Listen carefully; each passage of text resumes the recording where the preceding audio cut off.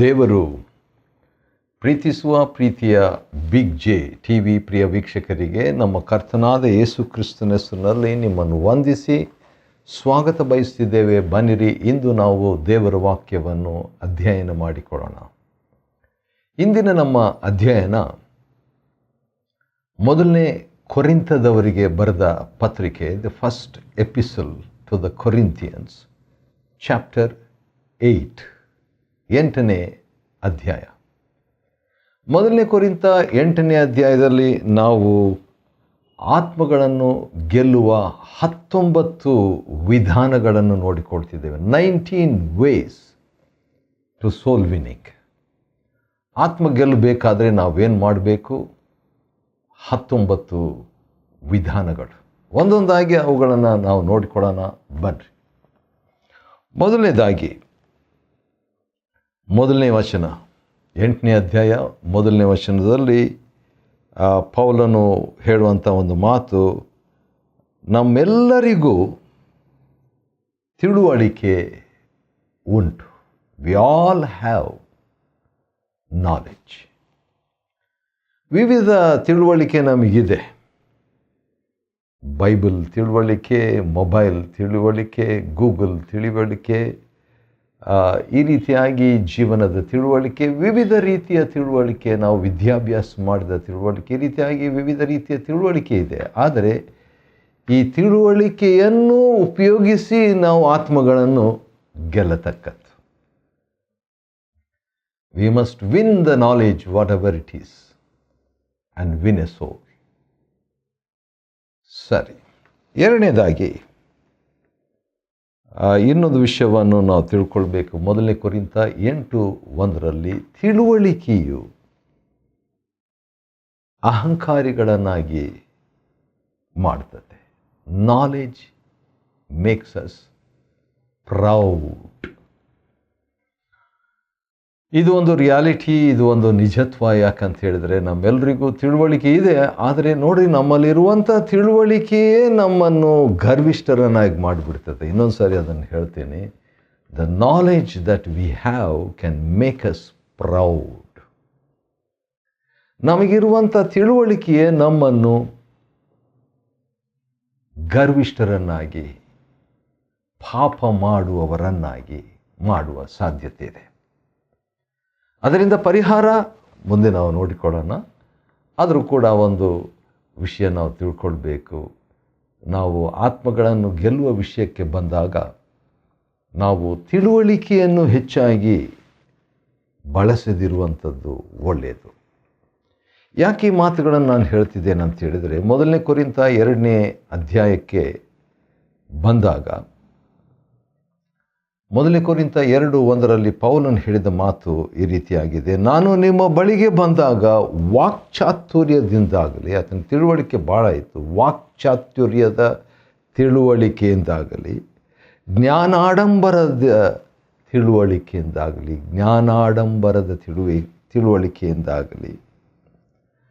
ಮತ್ತು 5ನೇ ವಚನದಲ್ಲಿ ನನ್ನ ನುಡಿಯಲ್ಲಿಯೂ ಪ್ರಸಂಗದಲ್ಲಿಯೂ ಜ್ಞಾನ ಹಾಗೂ ಮನವೊಲಿಸುವ ವಾಕ್ಯಗಳನ್ನು ಪ್ರಯೋಗಿಸದೆ.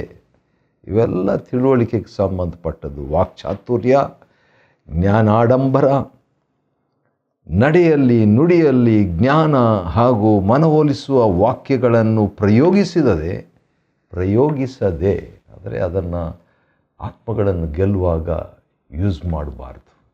ಹಾಗಾದರೆ ಯಾವುದನ್ನು ಯೂಸ್ ಮಾಡಬೇಕು ಎಂಬಂಥ ಒಂದು ಪ್ರಶ್ನೆ ನಮ್ಗೆ ಬರ್ಬೋದು. ಯಾವ ರೀತಿಯಾಗಿ?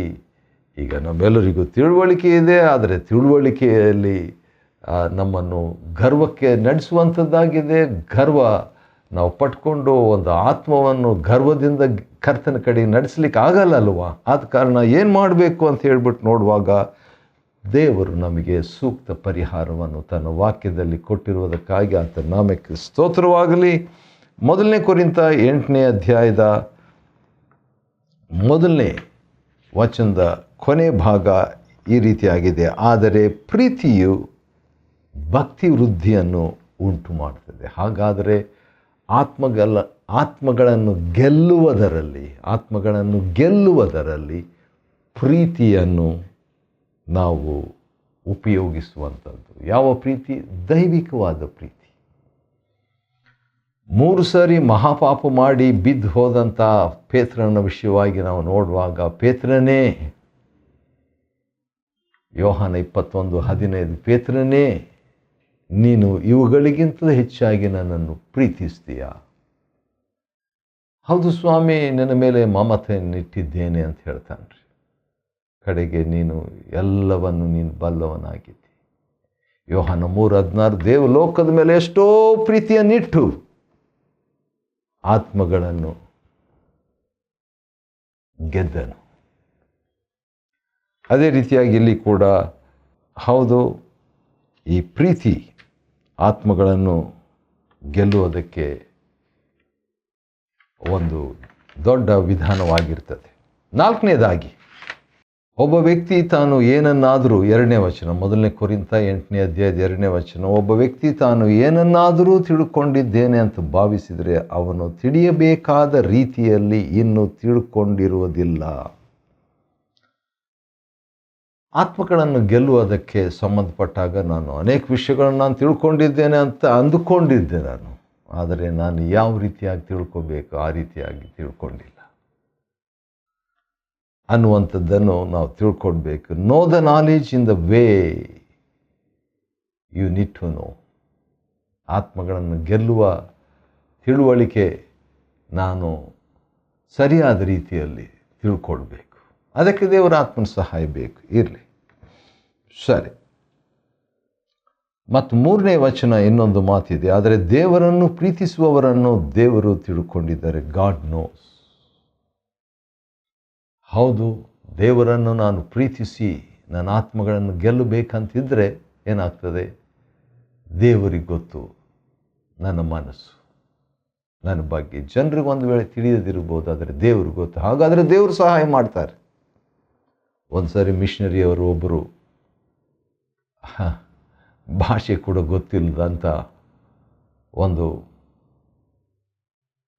ಗುಂಪಿಗೆ ಕಡೆಗೆ ಹೋದಾಗ ಗಿರಿಜನರ ಕಡೆಗೆ ಹೋದಾಗ ಅವರ ಒಂದು ದುಸ್ಥಿತಿಯನ್ನು ನೋಡಿಬಿಟ್ಟು ಬಲವಾದ ರೀತಿಯಲ್ಲಿ ಗಟ್ಟಿಯಾಗಿ ಕಣ್ಣೀರು ಸುರಿಸಿ ಗೋಳಾಡಿದ್ರಂತೆ. ತಮ್ಮದೇ ಆದ ಸ್ವಾರ್ಥಮಯವಾದಂಥ, ಪಾಪಮಯವಾದಂಥ, ಮಗ್ನರಾಗಿ ಹೋಗಿದ್ದಂಥ ಜನರು, ಇದೇನಿದು ಬಿಳಿ ಮನುಷ್ಯ ಒಬ್ಬನು ಗಟ್ಟಿಯಾಗಿ ಕೂಗುತ್ತಾ ಮೊರೆ ಇಡುತ್ತಾ ಪ್ರಲಾಪಿಸ್ತಿದ್ದಾನಲ್ಲ ಅಂತ ಹೇಳ್ಬಿಟ್ಟು ತಮ್ಮ ವಿನೋದ ಆಟ ಪಾಠಗಳನ್ನು ನಿಲ್ಲಿಸಿ ಬಂದಾಗ ಆ ಭಕ್ತಿವಂತ ವ್ಯಕ್ತಿ ಒಬ್ಬ ಭಾಷಾಂತರಕಾರನನ್ನು ತಕ್ಕೊಂಡು ತನ್ನ ವ್ಯಥೆಯನ್ನು, ದುಃಖವನ್ನು ವ್ಯಕ್ತಪಡಿಸಿದ್ರಂತೆ. ಆ ರೀತಿಯಾಗಿ ಹೇಳಿದ ಮೇಲೆ ಆ ಜನರು ದೇವರ ಕಡೆಗೆ ತಿರುಗಿಕೊಂಡ್ರು. ಆತ್ಮಗಳನ್ನು ಈ ಭಕ್ತನು ಗೆದ್ದುಕೊಂಡ್ಬಿಟ್ಟನು. ಭಾಷೆ ಗೊತ್ತಿಲ್ಲ, ಆದರೆ ಭಾರ ಇತ್ತು, ಆ ಪ್ರೀತಿ ಇತ್ತು. ತಿಳಿಯಬೇಕಾದ ರೀತಿಯಲ್ಲಿ ಆ ತಿಳುವಳಿಕೆ ಹೊಂದಿದ್ದರು ಅವರು. ದೇವರಿಗೆ ಗೊತ್ತು. 6ನೇದಾಗಿ, ಆತ್ಮಗಳನ್ನು ಗೆಲ್ಲುವಂಥ 19 ವಿಧಾನಗಳನ್ನು 1 ಕೊರಿಂಥ 8ರಿಂದ ನಾವು ಅಧ್ಯಯನ ಮಾಡಿಕೊಳ್ತಿದ್ದೇವೆ. ಅದರಲ್ಲಿ ನಾವು ಈಗ 6ನೇ ವಿಧಾನ ಏನಂತ ಹೇಳಿದರೆ, ಒಬ್ಬ ದೇವರೇ ಹೊರತು ಬೇರೆ ದೇವರಿಲ್ಲವೆಂದು ಬಲ್ಲೆವು. ಹಾಗಾದರೆ ಒಬ್ಬ ದೇವರು ಎಂಬ ಗ್ರಹಿಕೆ, ಆತ್ಮಗಳನ್ನು ಗೆಲ್ಲಬೇಕಾದರೆ ಇರುವಂಥದ್ದು ಒಬ್ಬನೇ ದೇವರು, ಒಬ್ಬ ದೇವರಿದ್ದಾರೆ ಅನ್ನುವಂಥ ಒಂದು ವಿಧಾನ. ಆ ಒಬ್ಬ ದೇವರ ಬಗ್ಗೆ ನಾನು ತಿಳಿಸಬೇಕು. ಆತನೊಂದಿಗೆ ಈ ಆತ್ಮಗಳನ್ನು ನಾನು ಕನೆಕ್ಟ್ ಮಾಡಬೇಕು ಎಂಬಂಥ ವಿಚಾರ, ಎಂಬಂಥ ಭಾರ ನಮಗಿರಬೇಕು. ಆ ದೇವರು ಯಾರು ಅಂತ ಹೇಳ್ಬಿಟ್ಟು ನೋಡುವಾಗ 6ನೇ ವಚನದಲ್ಲಿ, ನಮಗಾದರೂ ತಂದೆಯಾದ ಒಬ್ಬನೇ ದೇವರು. ಹಾಗಾದರೆ ಆ ಒಬ್ಬನೇ ದೇವರು ಯಾರಂತ ಹೇಳುವ ಆ ಒಬ್ಬನೇ ದೇವರು ಯಾರಂತ ಹೇಳ್ಬಿಟ್ಟು ನಾವು ನೋಡುವಾಗ ಆತನು ನಮ್ಮ ಪರಲೋಕದ ಪ್ರೀತಿಯ ಆತ್ಮಿಕ ತಂದೆ. He is our heavenly father, ಸ್ವರ್ಗೀಯ ತಂದೆ. ಆತನು ನಮ್ಮ ಸ್ವರ್ಗೀಯ ತಂದೆ. ಹಾಗಿರುವಾಗ ನಾವು ಆತನ ವಿಷಯವಾಗಿ ಒಬ್ಬ ತಂದೆಯನ್ನು ಮಕ್ಕಳಿಗೆ ಪರಿಚಯಿಸಬೇಕಾಗಿದೆ. ಹೌದು, ದೇವರ ಲೋಕದ ಮೇಲೆ ಎಷ್ಟೋ ಪ್ರೀತಿಯನ್ನಿಟ್ಟು ಅಂತ ಹೇಳ್ಬಿಟ್ಟು ನೋಡುವಾಗ ದೇವರು ತನ್ನ ಪ್ರಸಂಗವನ್ನಲ್ಲ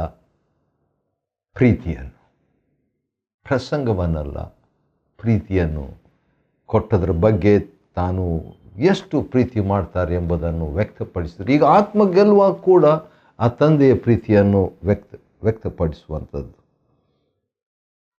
ಮತ್ತು ಆತನ ಬಗ್ಗೆ 6ನೇ ವಚನದಲ್ಲಿ, 1 ಕೊರಿಂಥ 8 ಮತ್ತು 6ನೇ ವಚನದಲ್ಲಿ ಆತನಿಂದ ಸಮಸ್ತವೂ ಉಂಟಾದವು. ವಾವ್! ಹಾಗಾದರೆ ಒಬ್ಬನೇ ದೇವರು, ಆತನು ತಂದೆಯಾದ ದೇವರು ಮಾತ್ರವಲ್ಲದೆ ಆತನು ಸೃಷ್ಟಿಕರ್ತನಾದ ದೇವರು. ವಾವ್! ಆ ರೀತಿಯಾದ ವ್ಯಕ್ತಿಯನ್ನು ನಾವು ಆತ್ಮ ಗೆಲ್ಲುವುದರಲ್ಲಿ ಪರಿಚಯಿಸ್ತಕ್ಕದ್ದು. 9ನೇದಾಗಿ ನೋಡುವಾಗ ಇನ್ನೊಂದು ವಿಷಯ ಕೂಡ ಅದೇ 6ನೇ ವಚನದಲ್ಲಿದೆ. ಆತನಿಗಾಗಿ ನಾವು ಜೀವಿಸ್ತೇವೆ. ನಾವು ಜೀವಿಸೋದು ಕೂಡ ಆತನಿಗಾಗಿ ಜೀವಿಸ್ತೇವೆ. ಈ ಬಗ್ಗೆ ಪೌಲನು ಭಾಳ ಸ್ಪಷ್ಟವಾದ ರೀತಿಯಲ್ಲಿ ಒಂದು ಮಾತು ಹೇಳಿದ್ದು ನನಗೆ ಭಾಳ ಪ್ರಯೋಜನ ಆಗ್ತಾ ಇದೆ. ಅದು ಬಹಳ ಇಷ್ಟ ಕೂಡ. ಅದೇನಂತ ಹೇಳಿದರೆ, ಅಪೊಸ್ತಲಕೃತ್ಯ 17:24, ಜಗತ್ತನ್ನು ಅದರಲ್ಲಿರುವ ಸಮಸ್ತವನ್ನು ಸೃಷ್ಟಿಸಿದ ದೇವರು ಇಹ ಪರಲೋಕಗಳ ಅಧಿಪತಿಯಾಗಿರುವುದರಿಂದ ಆತನ ಬಗ್ಗೆ ಏನಂತಿದೆ? ಹೌದು, 25ನೇ ವಚನದಲ್ಲಿ ದೇವರೇ ಎಲ್ಲರಿಗೂ ಜೀವವನ್ನು, ಉಸಿರನ್ನು, ಪ್ರತಿಯೊಂದನ್ನು ದಯಪಾಲಿಸಿರುವುದರಿಂದ, ಹೌದು, ದೇವರ ಬಗ್ಗೆ ಆತನು 27ನೇ ವಚನ, ಆ ದೇವರು ಒಬ್ಬರಿಗೂ ದೂರವಾದ ದೇವರಲ್ಲ. ಆ ಒಂದು ಮಾತು ಭಾಳ ಪ್ರಾಮುಖ್ಯ. ಪೌಲನು ಆ ರೀತಿಯಾಗಿ ಹೇಳಿದಾಗ ಅಂದು ಕೆಲವು ಆತ್ಮಗಳು ದೇವರ ಕಡೆಗೆ ತಿರುಗಿಕೊಂಡ್ರು. ಅದೇ ರೀತಿಯಾಗಿ ಇಲ್ಲಿ ಕೂಡ ನಾವು ಆತನಿಗಾಗಿ ಜೀವಿಸ್ತೇವೆ, ಆತನಲ್ಲಿ ಜೀವಿಸ್ತೇವೆ ಎಂಬುದಾಗಿ ಆ ರೀತಿಯಾಗಿ ದೇವರ ಬಗ್ಗೆ ಹೇಳಿಬಿಟ್ಟು ಅದೇ 6ನೇ ವಚನದಲ್ಲಿ ಕರ್ತನು ಒಬ್ಬನಿದ್ದಾನೆ. There is one lord. ಹೌದು, ದೇವರ ಬಗ್ಗೆ ಹೇಳಿಬಿಟ್ಟು ಈಗ ಒಡೆಯನ ಬಗ್ಗೆ, ಕರ್ತನ ಬಗ್ಗೆ ಹೇಳುವಂಥದ್ದನ್ನು ನೋಡ್ತೇವೆ. ಆದ ಕಾರಣ ಮೊದಲು ದೇವರ ಬಗ್ಗೆ ಹೇಳಿಬಿಟ್ಟು ಆನಂತರ ಕರ್ತನ ಬಗ್ಗೆ ಹೇಳತಕ್ಕದ್ದು. ಅದು ಯಾರಂತ ಹೇಳುವಾಗ 11ನೇ ಒಂದು ವಿಧಾನ ಆತ್ಮಗಳನ್ನು ಗೆಲ್ಲುವುದರಲ್ಲಿ ಆತನು ಯೇಸು ಕ್ರಿಸ್ತನೇ.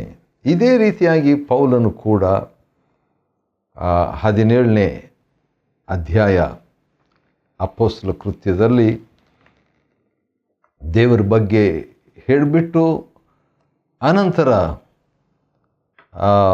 ನೋಡುವಾಗ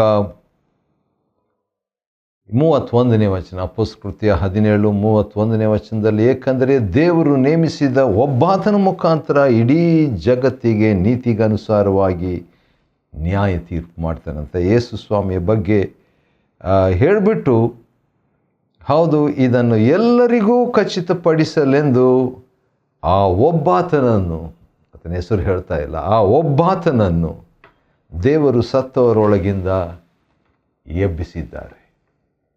ಅದು ಯೇಸು ಕ್ರಿಸ್ತನು. ಹೌದು, ಆತನ ಬಗ್ಗೆ ನಾವು ಪರಿಚಯಿಸಬೇಕು. ಮತ್ತು ಆ ರೀತಿಯಾಗಿ ಯೇಸು ಕ್ರಿಸ್ತನ ಬಗ್ಗೆ, ಯಾರು ಯೇಸು ಕ್ರಿಸ್ತನು ಎಂಬುದಾಗಿ ಒಂದು ಪ್ರಶ್ನೆ ಬರ್ಬೋದು ಅಂತ ಹೇಳ್ಬಿಟ್ಟು 12ನೇ ಒಂದು ವಿಧಾನ, ಈ ಆತನ ಮುಖಾಂತರ ಅಂದರೆ ಯೇಸು ಕ್ರಿಸ್ತನ ಮುಖಾಂತರ ಸಮಸ್ತವೂ ಉಂಟಾದವು. ವಾವ್! ಯೇಸು ಕ್ರಿಸ್ತನ ಬಗ್ಗೆ ನೋಡುವಾಗ, ಹೌದು, ಆತನು ಸೃಷ್ಟಿಕರ್ತನು. ಕೇವಲ ಒಬ್ಬ ವ್ಯಕ್ತಿ ಅಲ್ಲ, ಅಂದರೆ ಕೇವಲ ಒಬ್ಬ ಮನುಷ್ಯನಲ್ಲ, ಕೇವಲ ಒಬ್ಬ ಗುರು ಅಲ್ಲ, ಕೇವಲ ಒಬ್ಬ ಒಳ್ಳೆ ಮನುಷ್ಯನಲ್ಲ, ಆತನು ಸೃಷ್ಟಿಕರ್ತನು. ಆ ರೀತಿಯಾಗಿ ಹೇಳಿಬಿಟ್ಟು ಆತನ ಮುಖಾಂತರ ಸಮಸ್ತವೂ ಉಂಟಾದವು ಮತ್ತು ಆತನ ಮುಖಾಂತರ ನಾವು ಜೀವಿಸ್ತೇವೆ. We live through him. ನಾನೇ ಪುನರುತ್ಥಾನವೂ ಜೀವವೂ ಆಗಿದ್ದೇನೆ ಅಂತ ಹೇಳಿದಂತೆ ಯೇಸು ಸ್ವಾಮಿಯಲ್ಲಿಯೇ ನಾವು ಜೀವಿಸ್ತಿದ್ದೇವೆ ಎಂಬಂಥ ಒಂದು ಮಾತು ನಾವು ಹೇಳಬೇಕಾಗ್ತದೆ.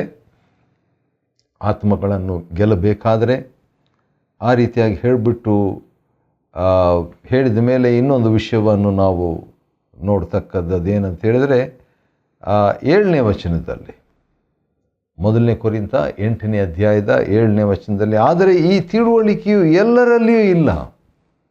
ಹೌದು, ಈಗಾಗಲೇ ಹೇಳಿದಂಥ 1ರಿಂದ 6 ವಚನಗಳು 1 ಕೊರಿಂಥ 8ನೇ ಅಧ್ಯಾಯದಲ್ಲಿ ಹೇಳಿದ ಮಾತು, ಈ ತಿಳುವಳಿಕೆ ಎಲ್ಲರಲ್ಲಿ ಇಲ್ಲ. ಆತ್ಮಗಳನ್ನು ಗೆಲ್ಲುವಾಗ ಈ ತಿಳುವಳಿಕೆ ನಮ್ಮಲ್ಲಿ ಇದ್ದರೆ ನಾವು ಎಲ್ಲಿಂದ ನಾವು ಇದ್ದೇವೋ ಅಲ್ಲಿಂದ ಪ್ರಾರಂಭಿಸಿದ್ದೆ, ಅವರು ಎಲ್ಲಿದ್ದಾರೋ ಅಲ್ಲಿಂದ ನಾವು ಪ್ರಾರಂಭಿಸಬೇಕಾಗ್ತದೆ. ಅವರ ನೆಲೆಗೆ ಸುವಾರ್ತೆಯನ್ನು ಸಾರಬೇಕು. ಆತ್ಮಗಳನ್ನು ಗೆಲ್ಲುವಾಗ ಎಲ್ಲರಿಗೂ ಎಲ್ಲ ತಿಳುವಳಿಕೆ ಇಲ್ಲ. ನೋಡಿ, 1 ಕೊರಿಂಥ 8ನೇ ಅಧ್ಯಾಯದ 1ನೇ ವಚನದಲ್ಲಿ ತಿಳುವಳಿಕೆಯು ಎಲ್ಲರಿಗೂ ಉಂಟು ಅಂತ ಹೇಳಿಬಿಟ್ಟು 7ನೇ ವಚನದಲ್ಲಿ ಈ ತಿಳುವಳಿಕೆಯು ಎಲ್ಲರಲ್ಲಿಯೂ ಇಲ್ಲ. ಆದ ಕಾರಣ ನಮಗೆ ದೇವರಾತ್ಮನ ವಿವೇಚನೆ ಬೇಕು. ಮತ್ತು ಆ ರೀತಿಯಾಗಿ ಹೇಳಿಬಿಟ್ಟು 8ನೇ ವಚನ, ಆಹಾರವು ದೇವರ ಸಮೀಪಕ್ಕೆ ಸೇರಿಸಲಾರದು. ಆತ್ಮಗಳನ್ನು ಗೆಲ್ಲುವ ವಿಷಯದಲ್ಲಿ ಆಹಾರಕ್ಕೆ ನಾವು ಪ್ರಾಮುಖ್ಯತೆ ಕೊಡಬಾರ್ದು. ಅದನ್ನು ಉಪಯೋಗ ಮಾಡಬಹುದು. ವಿಮೋಚನ ಕಾಂಡ 24ರಲ್ಲಿ ಅವರು ಊಟ ಮಾಡ್ತಾ ದೇವರನ್ನು ಅನುಭವಿಸಿದ್ರಲ್ಲ, ಆ ರೀತಿಯಾಗಿ. 9ನೇ ವಚನ ಏನಂತ ಹೇಳಿದರೆ, ನಿಮ್ಮ ಸ್ವಾತಂತ್ರ್ಯವು ಬಲಹೀನರಿಗೆ ವಿಘ್ನವಾಗದಂತೆ ನೋಡಿಕೊಳ್ಳ್ರಿ. ನಮಗೆ ಒಂದು ಸ್ವಾತಂತ್ರ್ಯ ಇಟ್ಕೊಂಡು ನಾವು ಮಾತಾಡ್ತೇವೆ, ಆದರೆ ಬೇರೆಯವರಿಗೆ ಆ ಸ್ವಾತಂತ್ರ್ಯ, ನಮ್ಮ ಸ್ವಾತಂತ್ರ್ಯ ಅವರಿಗೆ ಅಡ್ಡಿ ಆಗಬಾರ್ದು. ಆತ್ಮ ನಾವು ಗೆಲ್ಲಬೇಕೇ ವಿನಃ ನಾವು ಆತ್ಮಕ್ಕೆ ಅಡ್ಡಿ ಮಾಡಬಾರ್ದು. 11ನೇ ವಚನದಲ್ಲಿ, ನಿನ್ನ ತಿಳುವಳಿಕೆಯಿಂದ ಆ ಬಲಹೀನನು ನಾಶವಾಗುತ್ತಾನೆ. ಆತ್ಮ ಗೆಲ್ಲೋ ಬದಲು 1 ಕೊರಿಂಥ 8:11 ನಾಶವಾಗ್ತಾನಂತೆ, ಆತ್ಮ ಗೆಲ್ಲದೆ ಹೋಗುವಂಥದ್ದು. ಯಾಕೆ? ಆ ಸಹೋದರನಿಗಾಗಿಯೇ ಕ್ರಿಸ್ತನು ತನ್ನ ಪ್ರಾಣವನ್ನು ಕೊಟ್ಟನಲ್ಲವೇ. ಹೌದು, ಒಂದು ಆತ್ಮ ಗೆಲ್ಲಬೇಕಂತ ಹೇಳ್ಬಿಟ್ಟು ಸ್ವಾಮಿ ಪ್ರಾಣ ಕೊಟ್ಟಿರುವಾಗ ಆ ಆತ್ಮವನ್ನೇ ನಾನು ನನ್ನ ತಿಳುವಳಿಕೆಯಿಂದ ಅಥವಾ ನನ್ನ ಒಂದು ಸ್ವಾತಂತ್ರ್ಯದಿಂದ ಅಡ್ಡಿ ಮಾಡಬಾರ್ದು ಅಂತ ಹೇಳ್ಬಿಟ್ಟು, ಆ ರೀತಿಯಾಗಿ ನಾನು ಮಾಡಿದರೆ ಏನಾಗ್ತದೆ? 12ನೇ ವಚನ, ಹೀಗೆ ನಿನ್ನ ಸಹೋದರರ ವಿರುದ್ಧ ಪಾಪ ಮಾಡಿ ಬಲಹೀನವಾದ ಅವನ ಮನಸ್ಸನ್ನು ನೋಯಿಸಿ ಕ್ರಿಸ್ತನಿಗೆ ವಿರುದ್ಧವಾಗಿ ಪಾಪ ಮಾಡುವವನಾಗಿರ್ತಿ. ಭಾಳ ಭಯಂಕರ. ಆದ ಕಾರಣ ಆತ್ಮ ನಾಶವಾಗೋದು ಬೇಡ. ಅದರ ಬದಲು ಆತನು ಹೇಳ್ತಾನೆ, ನನ್ನ ಮಾಂಸವನ್ನು ನಾನು ತಿನ್ನುವುದೇ ಅದು ಅಡ್ಡಿ ಆಗೋದಾದರೆ ಅದನ್ನೇ ಬೇಸಿಕ್ ಅಗತ್ಯವಾದದ್ದನ್ನೇ ನಾನು ಬಿಟ್ಬಿಡ್ತೀನಿ ಅಂತ ಹೇಳ್ತಾನೆ ರೀ. ಅಂದರೆ ತ್ಯಾಗ, ಅಡ್ಡಿ ಆಗಬಾರ್ದು. ಆ ರೀತಿಯಾಗಿ ಆತ್ಮಗಳನ್ನು ನಾವು ಗೆಲ್ಲಬೇಕು ಅನ್ನೋದಕ್ಕೋಸ್ಕರವಾಗಿ ನಮ್ಮ ಅವಶ್ಯಕತೆಗಳನ್ನು ಕೂಡ, ಬೇಸಿಕ್ ಅವಶ್ಯಕತೆಗಳನ್ನು ಕೂಡ ಬಿಡುವುದಕ್ಕೆ, ತ್ಯಾಗ ಮಾಡುವುದಕ್ಕೆ ಸಿದ್ಧವಾಗಿರುವುದು. 1 ಕೊರಿಂಥ 8ನೇ ಅಧ್ಯಾಯದಿಂದ ಆತ್ಮಗಳನ್ನು ಗೆಲ್ಲುವ 19 ವಿಧಾನಗಳನ್ನು ಅಧ್ಯಯನ ಮಾಡಿಕೊಳ್ಳುವಂತೆ ದೇವರು ಕೊಟ್ಟ ಕೃಪೆಗಾಗಿ ಆತನಿಗೆ ಸ್ತೋತ್ರವಾಗಲಿ. ದೇವರು ನಿಮ್ಮನ್ನು ಆಶೀರ್ವದಿಸಲಿ.